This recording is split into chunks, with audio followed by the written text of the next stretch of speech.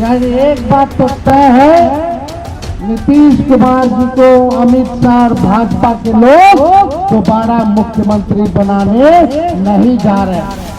उनको हाईजैक कर लिया चाचा जी को। और जो उसको हटना पड़ा था तो अपनी पत्नी को, अपने वाइफ को वहीं पर बनवाया था। तो यही सब न धंधा करता है, इसलिए आप उन लोगों का जान लीजिए।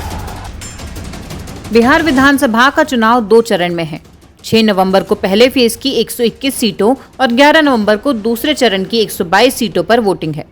इस बार के चुनाव की दशा और दिशा युवा मतदाता तय करेंगे, जिसके चलते पूरी सियासत युवाओं के इर्द गिर्द सिमटी नजर आ रही है। इस बार सभी की निगाहें इस बात पर लगी हैं कि युवा मतदाता, खासकर जेन जी, बिहार चुनाव में कहां खड़े हैं। इस बार का बिहार विधानसभा चुनाव काफी अलग तरीके से लड़ा जा रहा है, क्योंकि राज्य की 58% आबादी की आयु 25 साल से कम है। इस बार राज्य में 25% के करीब मतदाता जेन जी हैं, जिसमें 14.7 लाख मतदाता पहली बार वोटिंग करेंगे। बिहार में देश के युवाओं का अनुपात सबसे ज्यादा है, इसलिए चुनाव में सभी दलों की नजर जेन जी वोटर्स पर है, जिन्होंने अपने साथ जोड़ने के लिए तमाम तरह के वादे किए गए हैं। जनसुराज के प्रशांत किशोर से लेकर महागठबंधन के तेजस्वी यादव और चिराग पासवान सहित एनडीए के नेता युवाओं को लुभाने की कवायद कर रहे हैं। साल 1997 से 2012 के बीच जन्म लेने वाले युवाओं को जेन जी के नाम से जाना जाता है। बिहार में कुल वोटर 7.4 करोड़ हैं। इनमें पुरुष मतदाताओं की संख्या 3,92,07,804 है। महिला मतदाताओं की संख्या 3,49,82,828 है। 1997 के बाद जन्म लेने वाले वोटर यानी जेन जी की संख्या 1.7 करोड़ है। यह संख्या इतनी बड़ी है कि यह युवा वर्ग किसी भी गठबंधन की हार और जीत का अंतर तय करने की क्षमता रखता है, जिसके लिहाज से हर सीट पर औसतन 70,000 वोटर युवा हैं। बिहार के कुल मतदाताओं का 24% जेन जी वोटर है, जो किसी भी आंदोलन को हवा देने और किसी दल की सरकार बनाने की ताकत रखते हैं। 1997 से 2012 के बीच जन्म लेने वाले युवाओं को जनरेशन जेड की श्रेणी में गिना जाता है। जन्म के साथ ही जेन जी ने कंप्यूटर, मोबाइल, इंटरनेट और सोशल मीडिया के बढ़ते प्रभाव को अपनी आंखों से देखा है। मोबाइल पर गेम खेलने और कार्टून मूवी देखने से अपना जीवन शुरू करने वाले ये युवा इंटरनेट का यूज कर देश दुनिया की व्यवस्था और सुख सुविधाओं को देख चुके हैं। जेन जी बड़े होने के साथ वे ऑनलाइन की दुनिया में प्रवेश किए और अपने जीवन का भला बुरा समझने लगे। दुनिया से अपने देश और प्रदेश की व्यवस्था की तुलना भी कर रहे हैं। सीएम नीतीश कुमार जब भाषण देते हैं कि 20 साल पहले की सरकार कैसी थी या उस समय राज्य की क्या दशा थी, बिहार किस दलदल से निकलकर वहां पहुंचा है, ये उन्हें भी याद नहीं होगा। नीतीश कुमार की जब से सरकार बनी है, उसके बाद जन्म लेने वाले वोटर भी अच्छे खासे हैं, जिन्होंने सिर्फ नीतीश कुमार का राज देखा है। उन्होंने लालू यादव या फिर कांग्रेस की रही सरकारों को नहीं देखा। हालांकि विपक्षी दल लालू सरकार की याद दिलाते रहते हैं। युवा वोटर राजनीति को समझने का अलग तरीका रखते हैं।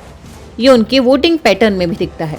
युवा वोटरों के पास सवालों की लंबी फहरिस्त है और वो किसी पुरानी स्टाइल की राजनीति के साथ खड़े नहीं रहना चाहते।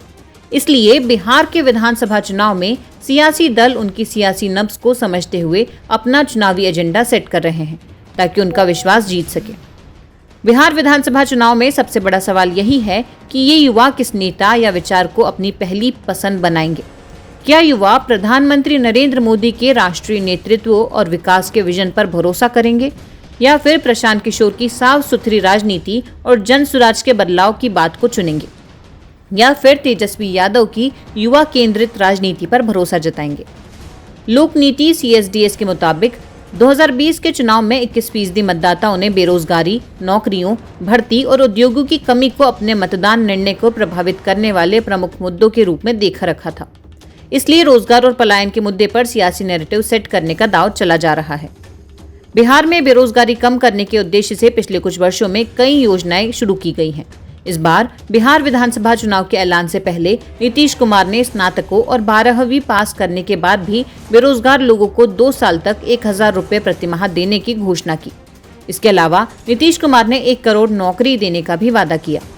पीएम मोदी पहली बार वोट करने वाले युवाओं का विश्वास जीतने में सबसे आगे रहते हैं। उनकी छवि एक मजबूत, निर्णायक और वैश्विक नेता की है। युवा मतदाता राष्ट्रवाद, हिंदुत्व और देश के विकास के बड़े विजन से प्रभावित होते हैं। मुद्रा योजना, डिजिटल योजना और सरकारी योजनाओं का लाभ सीधे लाभार्थियों के बैंक खातों में पहुंचाने की प्रक्रिया ने युवाओं को साधा है। इसके अलावा एनडीए के सहयोगी चिराग पासवान बिहार फर्स्ट का ऐलान कर युवाओं को लुभाने में जुटे हुए हैं। आरजेडी नेता और महागठबंधन के सीएम चेहरा तेजस्वी यादव युवाओं को लुभाने के लिए अपना लुक तक चेंज कर चुके हैं। कुर्ता पायजामा की जगह आजकल तेजस्वी टी शर्ट पहने नजर आ रहे हैं, चाहे प्रेस कॉन्फ्रेंस हो या फिर चुनावी जनसभा। इसके अलावा उन्होंने वादा किया है कि अगर महागठबंधन सत्ता में आया तो वह राज्य के हर परिवार को एक सरकारी नौकरी सुनिश्चित करेंगे।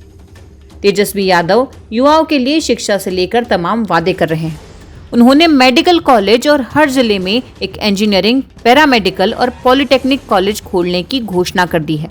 वह पलायन और रोजगार का मुद्दा सेट करने में जुटे हैं, जिसे लेकर कांग्रेस ने बिहार में बकायदा यात्रा निकाली थी।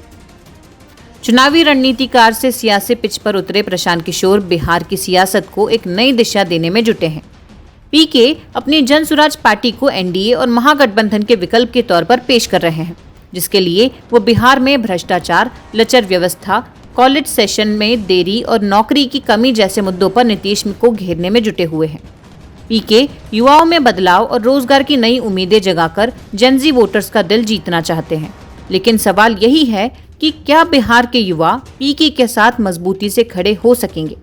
यह सवाल इसलिए भी है कि पीके पहली बार चुनावी मैदान में उतरे हैं, लेकिन उनके पास न ही बीजेपी, जेडीयू और आरजेडी की तरह से संगठन मजबूत है और न ही सियासी समीकरण को फिट बैठते हैं।